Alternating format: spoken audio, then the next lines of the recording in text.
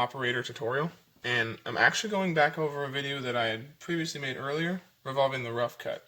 So I made the video just about dismantling a rough cut because I had a broken piece in it and I was kind of explaining through the process. I went back over and looked at it. It's a little bit choppy, and I had somebody request that I also do a reassemble as well as a disassemble, and so I'm going to try to get through that as quickly as possible so that you guys can get back to playing. This here is the rough cut, and like with most Nerf guns, all of the screws are the exact same size. So I've already taken all of the screws out, as you can see here, and it just as long as you got a container to put them in or something. What I've started doing now, I actually have a little lid from like a jelly or a jam, and I stick a magnet on the bottom of that and then drop all my screws in there and they stay stuck to it.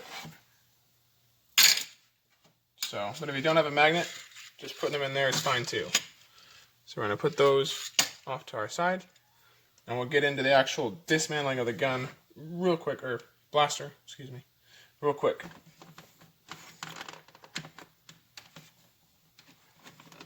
So, here's my flathead. I'm going to start using a flathead screwdriver tip to get us a break somewhere in the gun. Typically it's easier for me down close to the handle to start, or sometimes just in the dead center of it. But the rough cut is a little bit difficult. It also helps if you pull all the screws out. There we go. Alright. So we pull all the screws out. It might be a little easier to pop that open.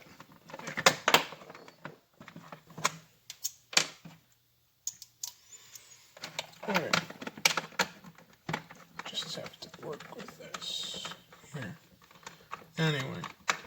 So typically I don't do reassembly. Well, that's not true. Sometimes I do.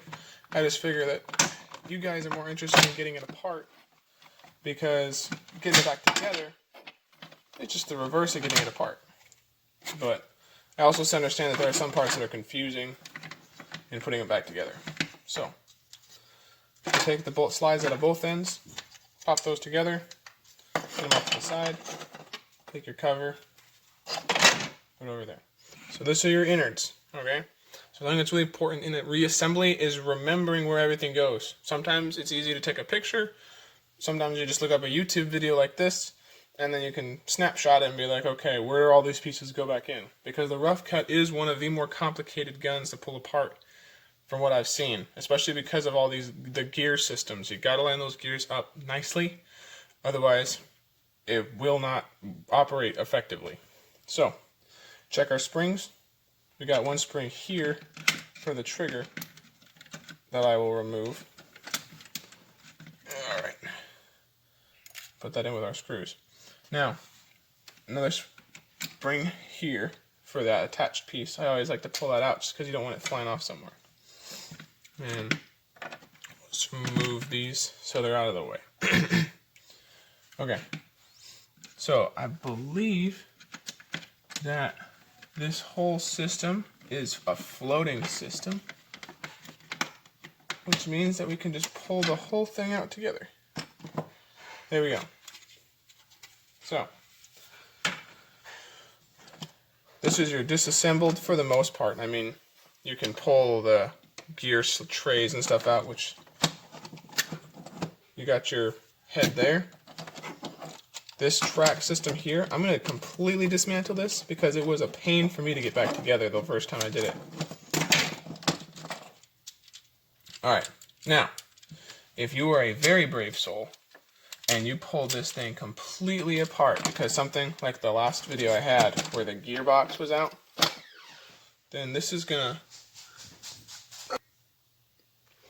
So if you were very brave and you actually went inside this compartment here, sorry, there is a lot of stuff, and I'm going to dive into this, because if you've somehow messed something up inside of here, then I do feel bad for you, because it is a little bit more pain. Now these screws that I'm pulling out of here are different lengths from the ones on the outside of the blaster.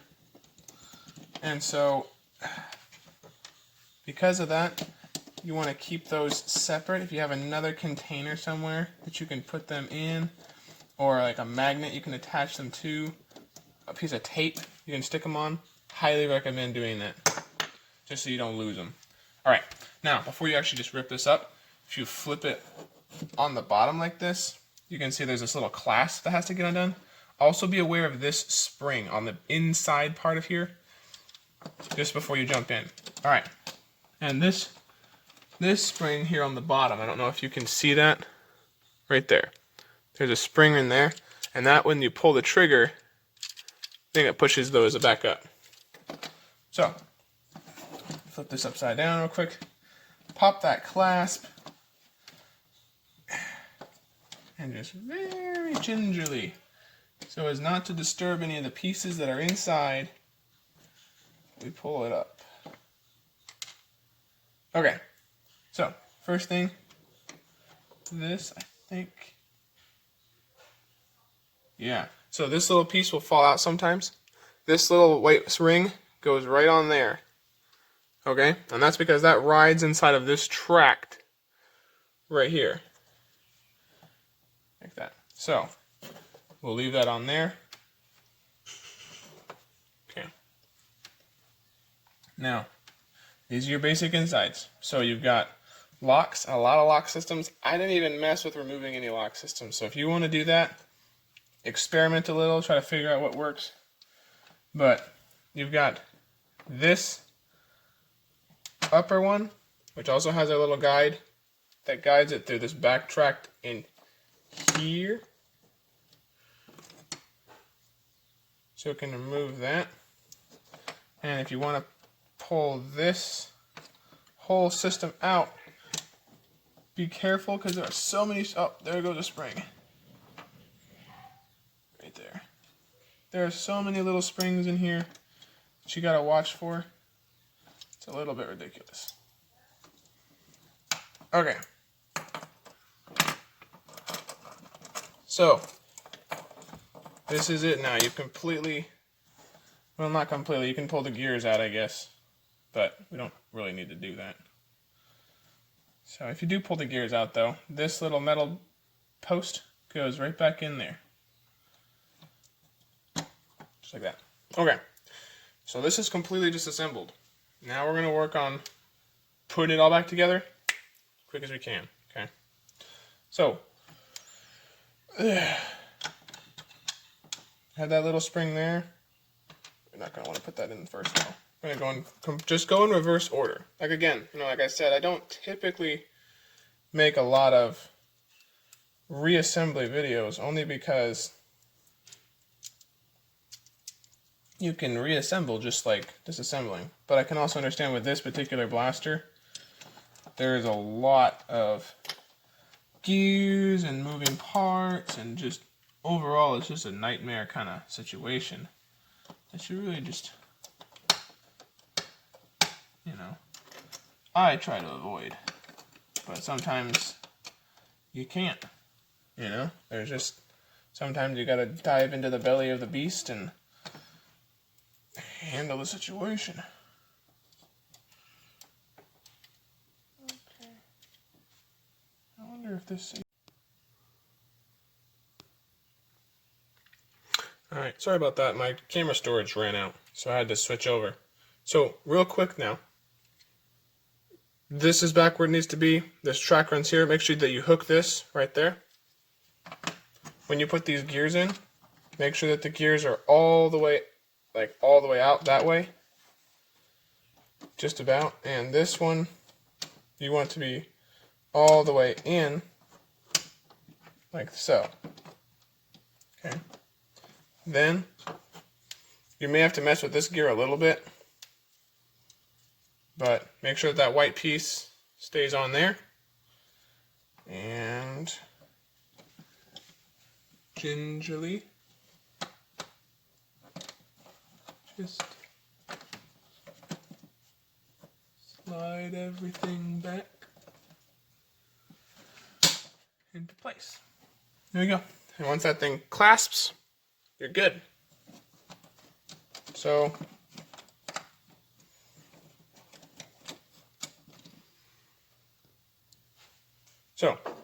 once you get everything back into place, I've actually paused it for a minute and put these screws back in so we don't spend time doing that.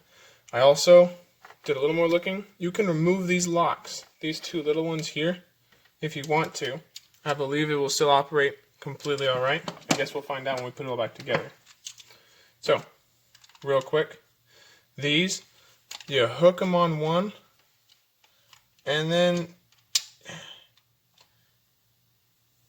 hook it on the other. So you can see that that's not hooked in these holes here, it's hooked back here in this area. And that's where you're going to want to hook those. So once you hook that on and slide those back in, you're sitting at a pretty good place to stop. So after that, on the back side here, you can see this big button thing, and this button thing. Those correlate with this hole, and this hole. So you try to line those up, and it should fall pretty much right into place. If it doesn't, those holes are typically where you're running into problems. Make sure that this gets back in that slide. Pop our spring in for here, and our spring in for here.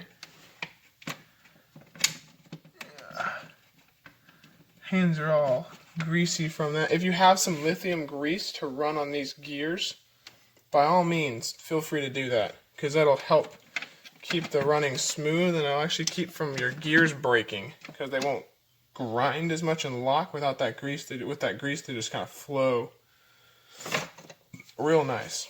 So now, kind of the same thing on the back of this. You got these buttons, holes here, and these here. So, but if you just kind of line it up, it should just fall right into place. There we go.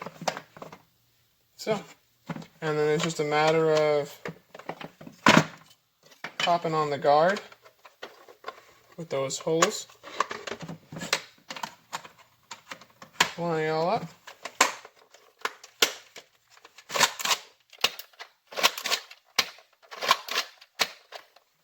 Seems like we're working pretty well. So, yeah, and that's about it. Thank you for watching, and I hope that this helped.